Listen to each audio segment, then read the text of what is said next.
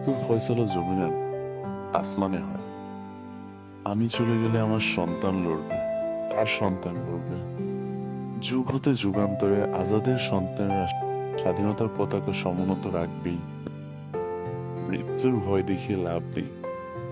আমরা তো শাহাদাতের জন্যই মায়ের উদর হতে পৃথিবীতে পা রেখেছি। সবাই যখন মৃত্যুটাকে ভীষণ ভয় পায়, আমি তখন হাসতে হাসতে আল্লাহর কাছে ভীষণ সন্তুষ্টি নিয়ে পৌঁছাতে চাই যে আমি সেই ন্যূনতম জীবনটা লিড করতে পারতাম।